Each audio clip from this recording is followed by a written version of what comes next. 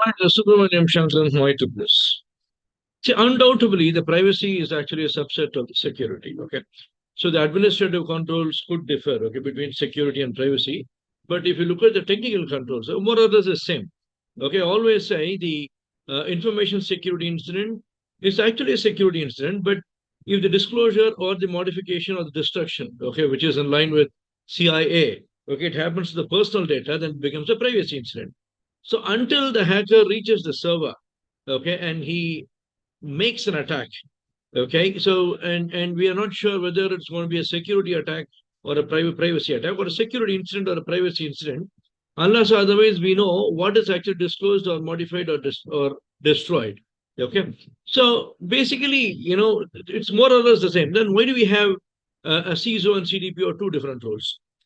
Most of the organization, okay, the number of security incidents could be more, okay, or it could be equally the same, okay. If there are security incidents, if there are privacy incidents within the organization, and the supervisory authority wants to speak to the DPO, okay, for the privacy incident, if the CISO is the DPO, okay, which shouldn't be the case anyway, if CISO is the DPO, okay, and he will have a problem, okay, to solve which incident. Because, for example, irrespective of whether it's a security incident or a privacy incident, the impact is going to be for the customer in most of the cases. Okay.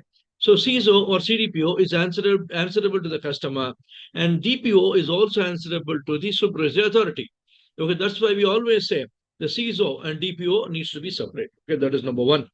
Okay, because it is going to be the privacy controls and the security controls are more or less the same.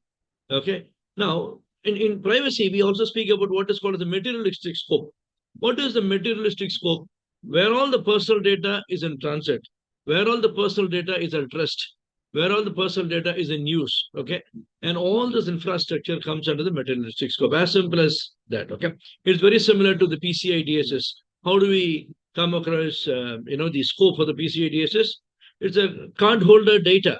Where all the cardholder data is going to be at rest, in transit, and use. Okay, that becomes the card data environment. That is under the scope for the PCI DSS.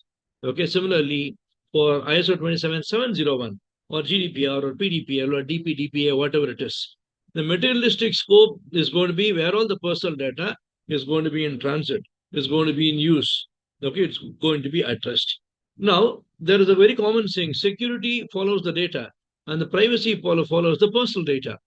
Privacy follows the personal data, even if data is going to be offline and online. We all discuss about the personal data that is going to be on the network. Okay, we should also consider the personal data that is offline. I always recommend an offline backup because in case of a ransomware attack, okay, if you're going to have something online, those data, okay, will also be, let's say, online backup. Those backup will also be encrypted. There are fair chances that they will also get encrypted.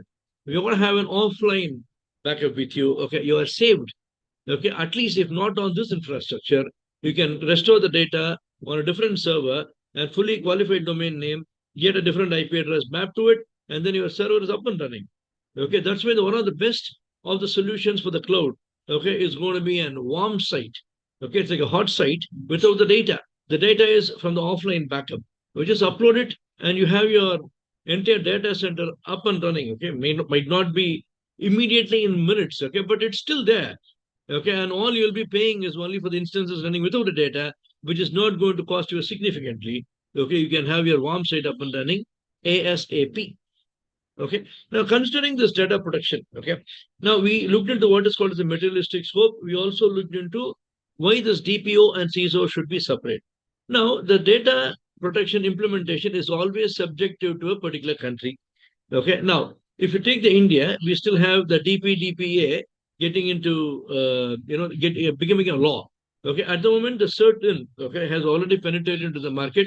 A lot of companies are following the certain guidelines. Okay, now according to the certain, we need to report this incident to the certain a security incident to the certain within 6 hours. Okay, from DPDPA is not has not specified something like that yet. It is not a law yet, but there's a common understanding or common assumption that okay, DPDPA will also enforce the reporting the incident to the Data Protection Board of India, which is yet to be formed within 6 hours. But if you look at the overall, all the countries, okay, which has implemented the data protection law, it's not 6 hours, it's 72 hours.